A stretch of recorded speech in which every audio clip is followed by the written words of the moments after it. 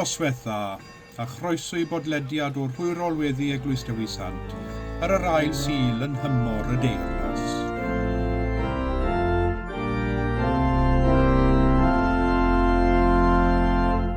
Does destyn gwyw i'm can, ond cariad farglwyf glan, a'i farwol glwy, grydd fanau calfari ac angau Iesu yw'n hanam bywyd i Gwasanaeth mwy. Caniadau'r nefol gorsyfodd i Grist maior, a'i farwol glwy, y brwydrau wedi troi, gelynion wedi ffoi, sy'n gwneud i'r darfaroi Gwasanaeth mwy. Andelo'r plant ynghyd, o bedwar cwr y byd, yw mangrehwy, gobeithiodd yn y ddilith, gael telyn yn ei blith i ganieb gwyn o byth Gwasanaeth mwy. Ond fawl ar gan i'r tad, a hefyd i'r mabrad a'i pryno fwy, ac i'r glan ysbrydmydd trwy orsefrif y glith, darchefir clod i lith Gwasanaeth mwy. Cyfiawnder a heddwch a llawenydd yn yr ysbryd glân yw Teyrnas Dduw. Garedigion yng Nghrist, yr ydym yn presenoldeb y Duw byw a holl gwmpaini nef, i offrym iddo, trwy ein harglwydd Iesu Grist, ein haddoliad a'n mawl a'n diolch, i gynyddu mewn gwir wybodaeth o'i gariad mawr tuag atom, ac i'w ras gael dwi'n ffrwyth yn ein bywydau. Yr ydym wedi dod i wrando a derbyn sanctaidd a'r Duw, i geisio grymusol nerth yr ysbryd glân, ac i weddio dros ym hunain a thros bawb, fel y derbyniwn y pethau hynny sydd rhaid i ni wrthynt yr ein lles a'n daioni. Ond yn gyntaf, cyffeswn ein pechodau, a cheisio gan ein tad, ei fyddeiant a'i dangnefedd. Cyffeswn i Dduw holl alluog, y tad y mab yr ysbryd glân, i ni bechu ar feddwl gair a gweithred. Gadawsom heb ei gwneud y pethau dylasam ei gwneud, a gwneithom y pethau na ddylasam ei gwneud. Gan hynny, gweddiwn ar ei Dduw drigyrhau wrthym. Trigyrhaed yr holl alluog Dduw wrthym, a maddau ni ein holl bechodau. Gwaredid ni oddi wrth bob drwg, pan cadarnhau a nerthu ym mhob daioni, a'n dwy'n i fywyd tragwyddol. Amen.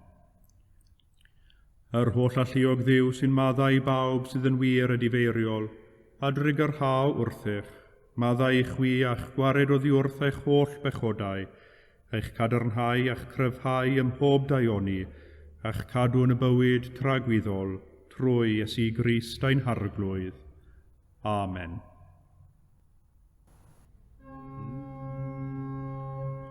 Arglwydd a gorau'n gwefusau, a'n genau a fynegad y boliant. Dyw brosiau'n canorffwyo, arglwydd brysur a un camorf. Gogoniant i'r tad ac i'r mab ac i'r ysbryd glân, megis yr oedd yn y dechrau, y mae'r awr hon ac a bydd yn wastad, yn oes oes oedd. Amen. Molwch yr arglwydd, hanes fyddo enw'r arglwydd.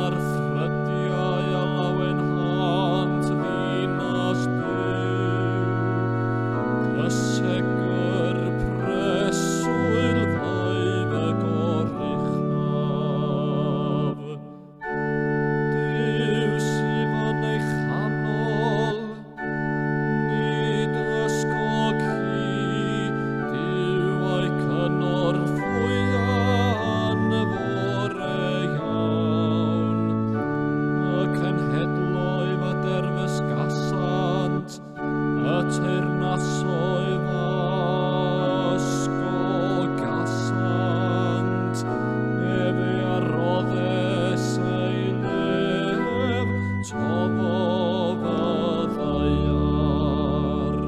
Y mae'r arglwydd y llioedd gyda ni, y mae Duw Jacob yn amddiffynfa i ni.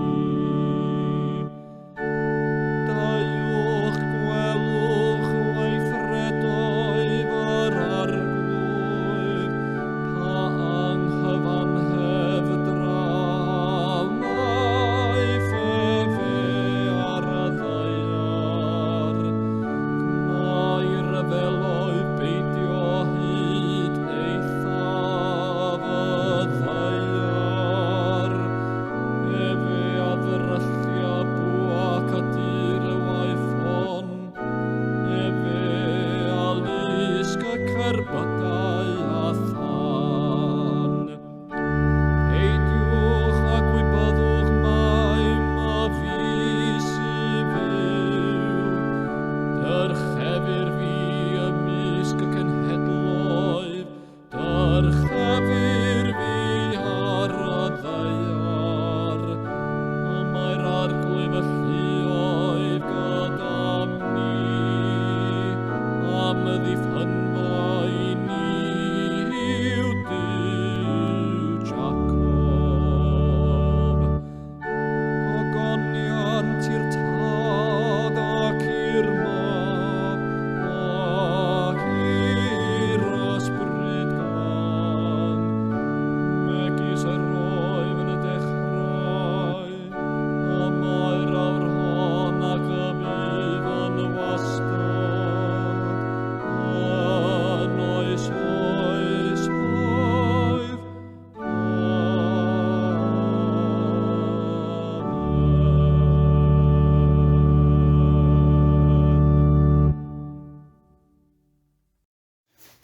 Darlleniad o'r unfed bennod 10 o lyfr Eseia, adnodau 1 i 9.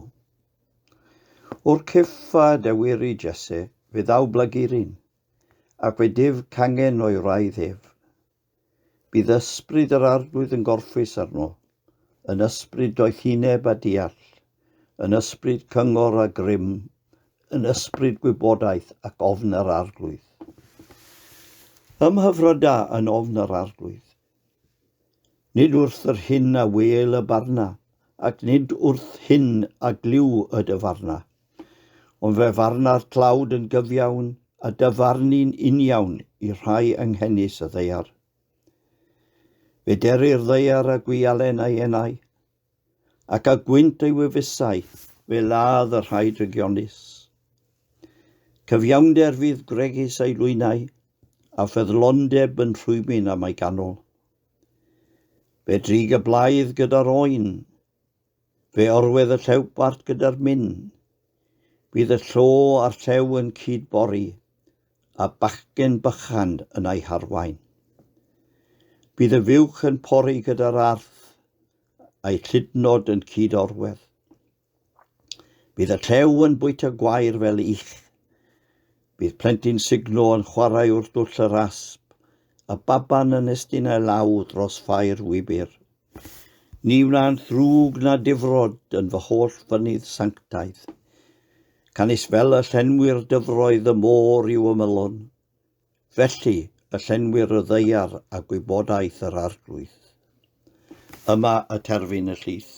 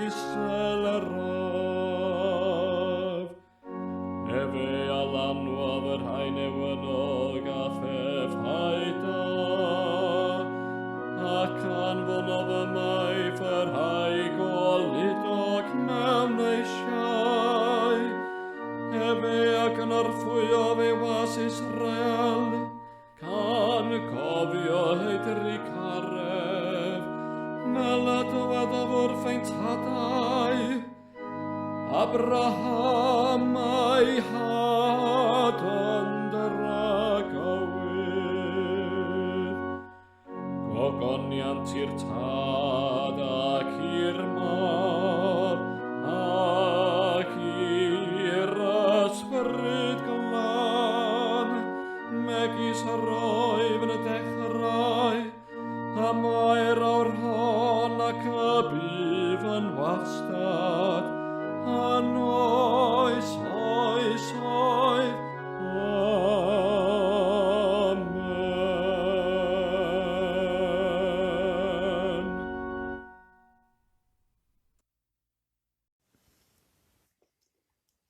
Darlleniad o'r Efengyl yn ôl Ioan, a bedwaredd bennod ar 10. Atebodd Iesu ef, os yw rhywun yn fy ngharu, bydd yn cadw fy ngair i, a bydd yn had yn ei garu, ac fe ddown ato a gwneud ein trigfa gydag ef. Nid yw'r sawl nad yw'n fy ngharu i yn cadw fy ngeiriau i, a'r gair hwn yr ydych chwi'n ei glywed, nid fy ngair i ydyw, ond gair y tad am hanfonodd i. Yr wyf wedi dweud hyn wrthych tra wyf yn aros gyda chwi, ond bydd yr eiriolwr yr ysbryd glân a anfona'r tad yn fy enw i, yn dysgu popeth i chwi, ac yn dwyn ar gof i chwi y cwbl a ddywedais i wrthych. Yr wyf yn gadael I chwi dangnefedd. Yr wyf yn rhoi I chwi ddynangnefedd I fy hun. Nid fel y mae'r byd yn rhoi yr wyf fi'n rhoi I chwi. Peidiwch â gadael I ddim gynhyrfu'ch calon, a pheidiwch â gofni. Clywsoch beth a ddywedais I wrthych. Yr wyf fi yn ymadael â chwi, ac fe ddof ato chwi. Be baich yn fy ngharu I, byddech yn llawenhau fy mod yn mynd at y tad, oherwydd mae'r tad yn fwy na mi. Yr wyf wedi dweud wrthych yn awr, cyn i'r peth ddigwydd, mwyn I chwi gredu pan ddigwydd. Yma terfyn yr ail lith.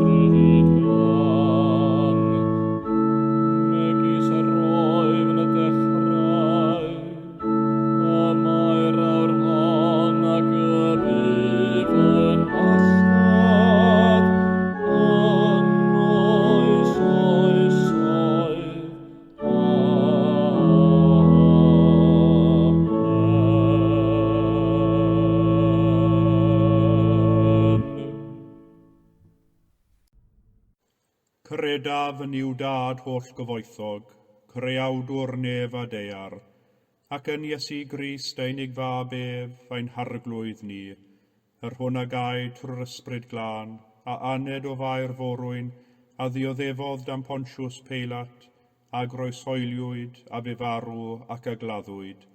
Disgynnodd uffern, y trydydd dydd y cyfododd o feirw, a esgynnodd i'r nefoedd, ac y mae'n eistedd ar ddeheilawd i'w dad holl gyfoethog, o ddiynod daw I farnu'r byw ar meirw.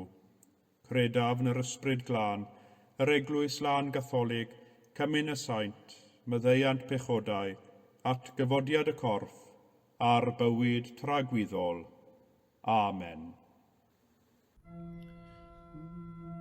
Ar arglwydd a fo gyda chwi, a chydath ysbrydithau gweddiwn.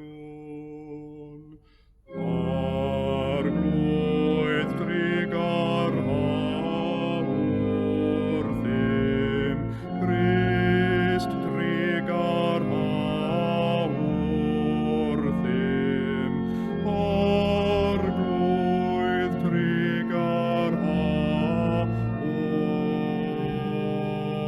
ddim. Ein tad, yr hwnnwyd yn y nefoedd, sanctaidd i'r enw, deled y Teyrnas, gwneler dewyllus, megis yn y nef, felly ar y ddaiar hefyd.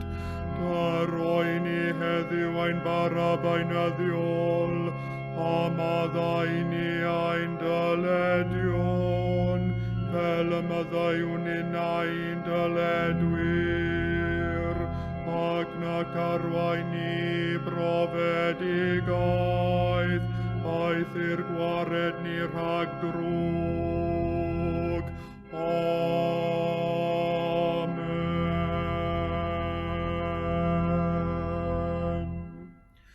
Arglwydd dangos dy drigaredd arnom, a chaniatau nid a iachawdwriaeth, gwisg dy wainidogion ag iawnder, a gnad y ddewis bobl yn llawen, arglwydd cadw dy bobl, o bendithiad etifeddiaeth, arglwydd cadw'r frenhines, ar oiwch anghorwyr ddoethinem, arglwydd dyrod angnefedd yn ein dyddiau, ac amddiffyn i byth yn erthol, Duw glanhau'n calonau, ac adnodd ysbryd yn iawn o'n mewn.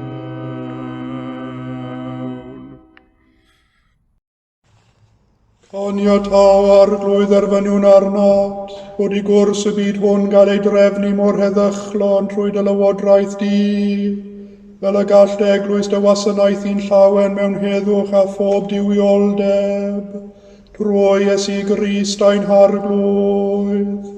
Amen.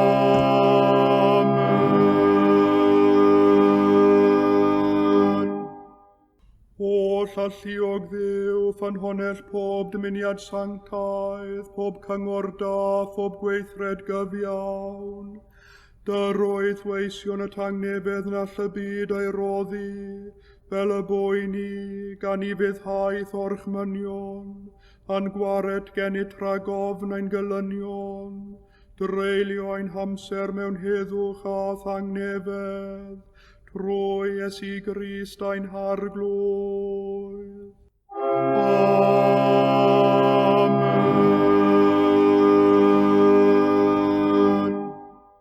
Gole ein tywyllwch at olygwn i ti o arglwydd, ac oedd fawr drigaredd am ddiffyn i rhag pob perygl ac embydrwydd yn nos hon, trwy gariad deunig fab ein gwared o'r Iesu Grist.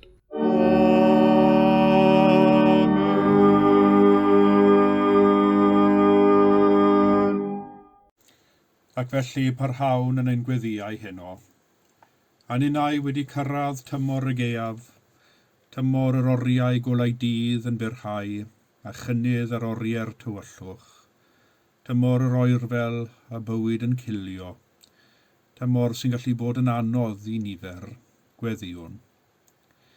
Cynorthwya ni o arglwydd yn ystod y tymor hwn, tymor yr oerni a'r caledu, i gydnabod ein dybyniaeth arna ti. Yn y lle unig a thywyll hwn, cynorthwya ni ymlacio ac ymddiried yn o ti, fel y gallwn glywed dy lais, ac o glywed gwrando, ac o wrando gweithredu, a gwneud dewyllus di, trwy Iesu Grist ein harglwydd. Amen. Ac wrth i ni weddio dros yr eglwys heno, weddiwn dros yr eglwys leol a'r eglwys byd-eang, am ei gwaith a'i chenhadaeth ym mhob ran o'r byd, yn dyst ac yn fynegiant o gariad di-ffail yng Nghrist Iesu. Gweddiwn dros yr eglwys yng Nghymru, a thros benodiad esgob newydd i esgobaeth Abertawe ac Aberhonddu. Arglwydd yw, erfyniwn y bydd yr eglwys ym mhob gwlad, ac arni nod undeb Cristnogol mewn cymdeithas cariadlon a gobaith cytun i'w ddangos i'r byd. Erfyniwn arnat y bydd yr eglwys ym mhob man yn ffyddlon, fel y bydd y sawl sydd ar y cyrion, wedi ei gwrthod a'i anghofio, yn cael ei cofleidio gan ei chenhadaeth, ac y bydd y di-feddwl a'r cysurus ei byd yn cael ei herio gan angen pobl eraill.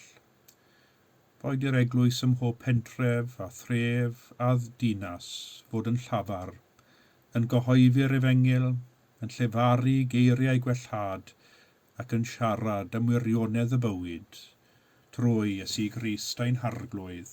Amen.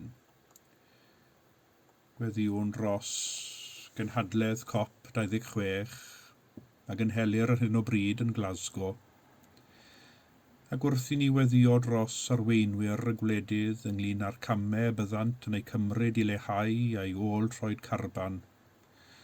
Cofiwn am ein rhannau hefyd yn y gwaith o ofalu am y creiad ac am weithio i atal newid hinsawdd.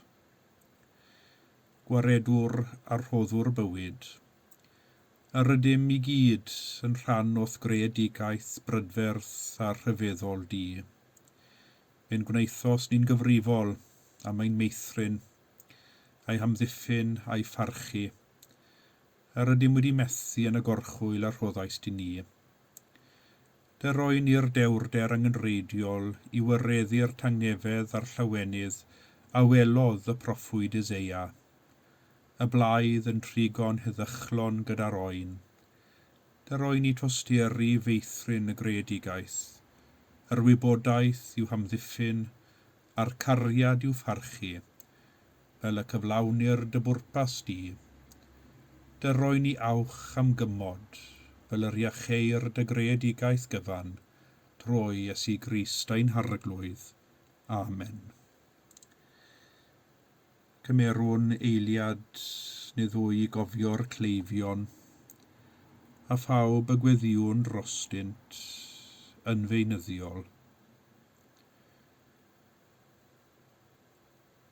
Holl alluog Dduw, rhoddwr bywyd ac iechyd, edrych o'th drigaredd ar y cleifion, a'r rhai sydd yn dioddef, fel trwy dy fendith arnynt hwy, a'r rhai sydd yn gofalu amdanynt, iddynt gael eu hadfer i iechyd ac adferiad corff, meddwl ac ysbryd, trwy Iesu Grist ein harglwydd.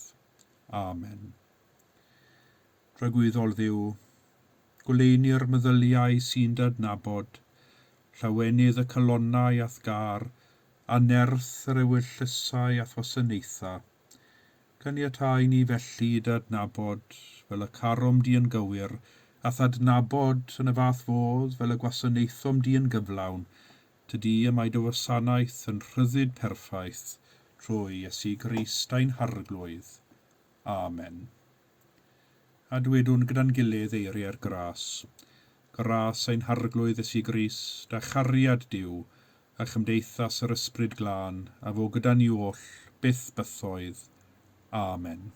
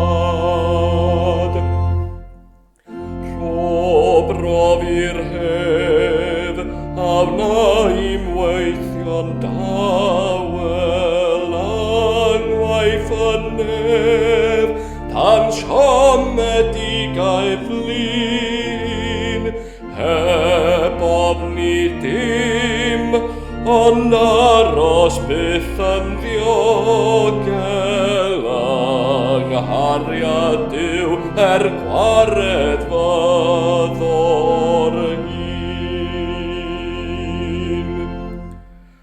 O am yr hef sy'n llifo megis afon, trwy ddinas Duw, dan gangau'r bywiol bren, hef wedi'r loes i dyrfa pererinion, heb gwmwl byth na nos tu hwnt i'r llen.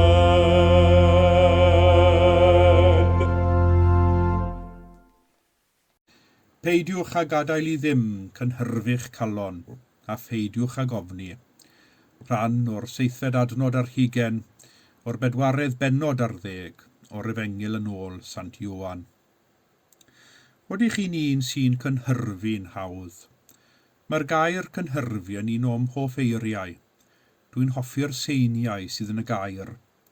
Mae rhyw nodwedd onomatopeig yn perthyn iddo. Dwi'n teimlo fy hun yn cynhyrfu wrth ei ddweud, enwedig wrth I mi rolio'r sydd yng nghanol y gair, cynhyrfu. Neu falle fi sy'n dychmygu, pwy a wyr. Mae'n air, mae rhaid I mi gyfaddef, sy'n gwneud I mi wenu, yn enwedig os nad wyf wedi fy nghynhyrfu. Wrth edrych ar ystyr y gair yng ngeiriadur y prifysgol, fe welwn ni ddiffyniad ohono sef mynd yn gyffroes neu'n gythryblus o'r rhan meddwl, ac yna cael nifer o eiriau eraill sy'n cyfateb iddo megis aflonyddu, anesmwytho, ymderfysgu. Mae'n air caled a cryf o'r rhan seiniau, sy'n cynrychioli y teimladau cymysg cryf a ddaw pan da ni'n cynhyrfu yn feddyliol ac yn emosiynol. Mae'n rhaid I mi gyfaddef, ac mae hyn efallai oherwydd natur fy nghymeriad.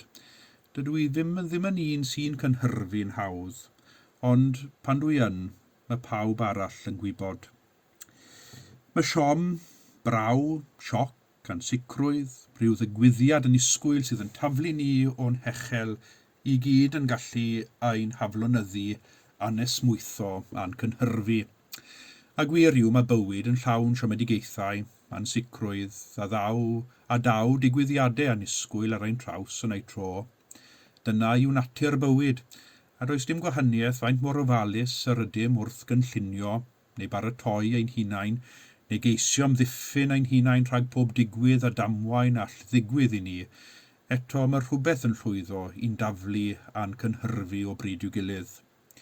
Wedi'r cyfan, bodau dynol ydym, ac cymaint yr ydym yn meddwl ein bod yn rheoli popeth o'n hamgylch, y gwir yw dydyn ni ddim. Dyn ni'n byw mewn byd ansicr, byd sy'n newid yn barhaus, byd lle mae grymoedd sydd y tu hwnt i'n rheolaeth ni yn dylanwadu arnom.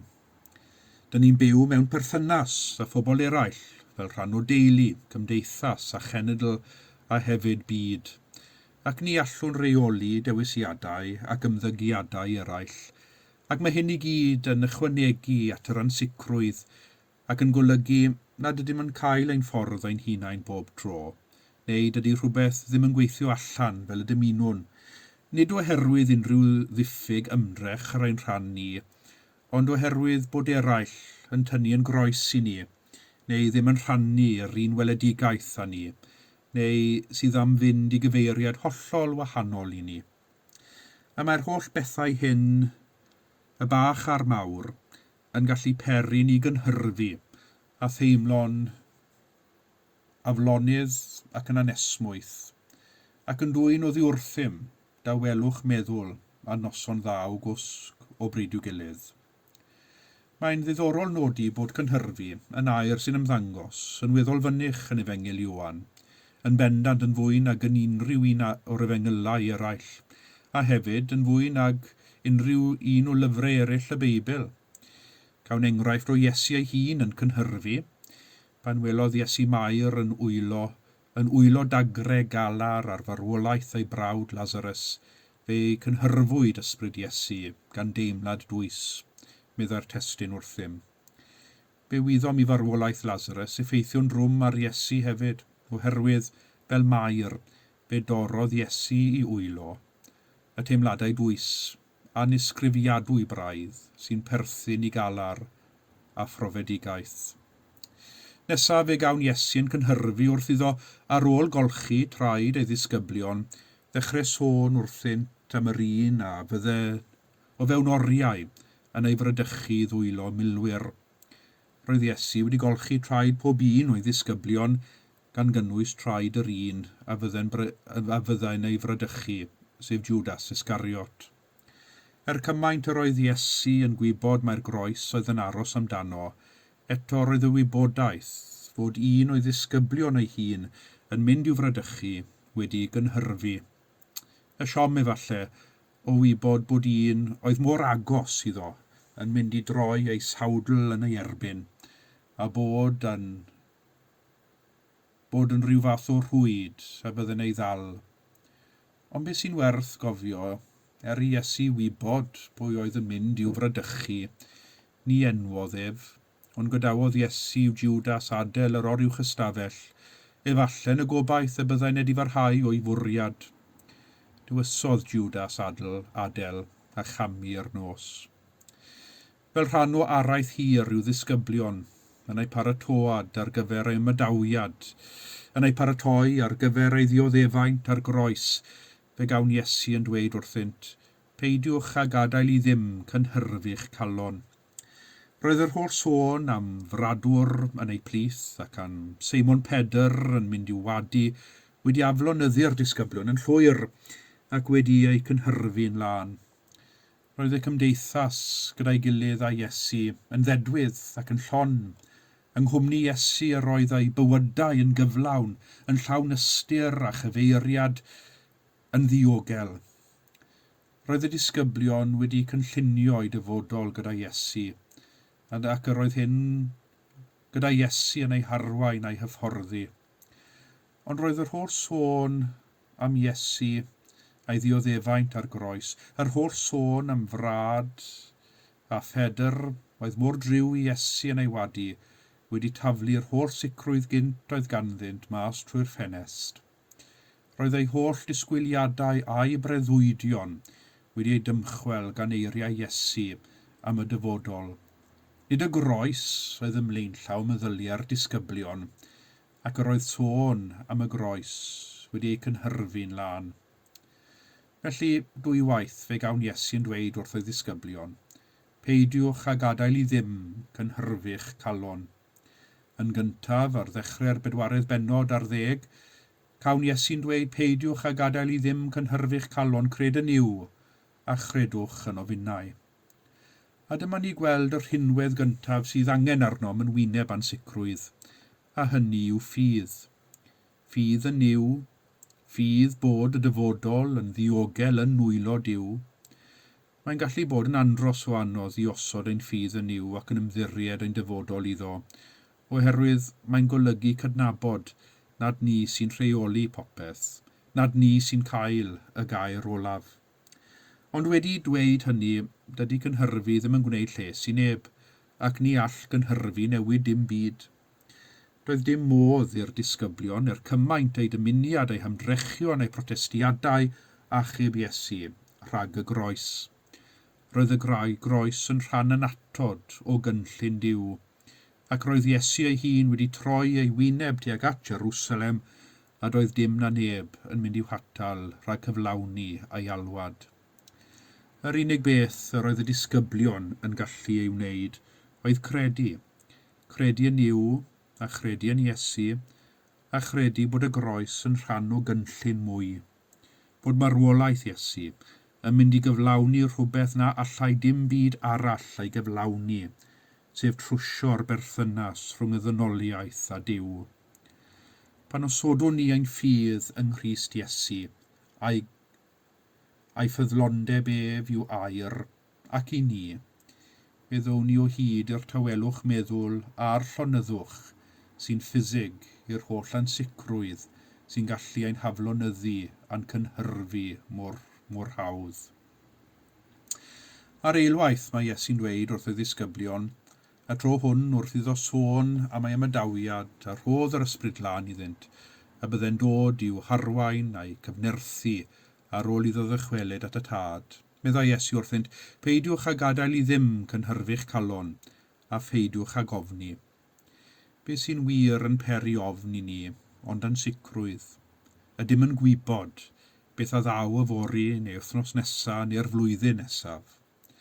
Ond yma fe welwn ni Iesu yn cynghori ei ddisgyblion i beidio a gadael i'r ansicrwydd a'r newidiadau cynhyrfu na chwaith ei ofni, oherwydd bod ganddyn nhw sicrwydd, y sicrwydd bod Duw yn ei caru a bod ei dyfodol yn hollol sicr gydag ef. Ac i ninnau hefyd, be sydd yn ein cadw ein traed ar y ddeiar, be sydd yn ein cadw ni yn gadarn yw ffydd. Ffydd yn Iesu, yr un a fu farw ac ie atgyfododd. Ffydd yn Iesu, y ffordd y gwirionedd a'r bywyd. Ffydd yn Iesu, sydd wedi paratoi y ffordd ar ein cyfer. Nid byw mewn ansicrwydd yr ydym, ond byw â chariad cadarn Crist yn ein cofleidio'n dyn, ac yn ei gariad ef. Ni all dim ein cynhyrfu, na chwaith ein ofni. Peidiwch a gadael i ddim cynhyrfu'ch calon, a pheidiwch ag ofni, meddai Iesu. Amen.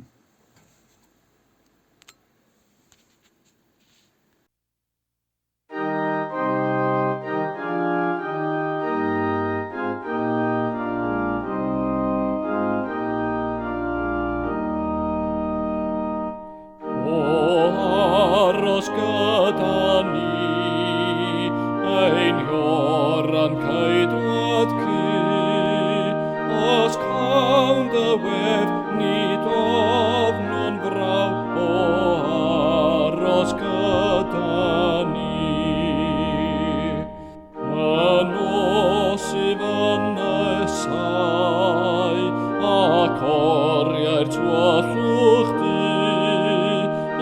ti'n wefiw difanos, o aros gyda ni.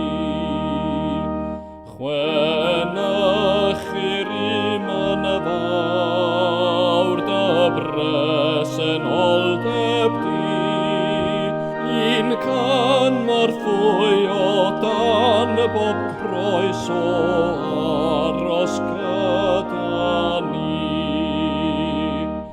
Pan ddaw gelynion cas i'n herbyn megis fi, yn ddiogel byddwn dan fy nawdd, o aros gyda ni. Rwy'n bob awron hoes, diddanwch o ddifri, yn angau ac yn ifo farn, o aros gyda ni.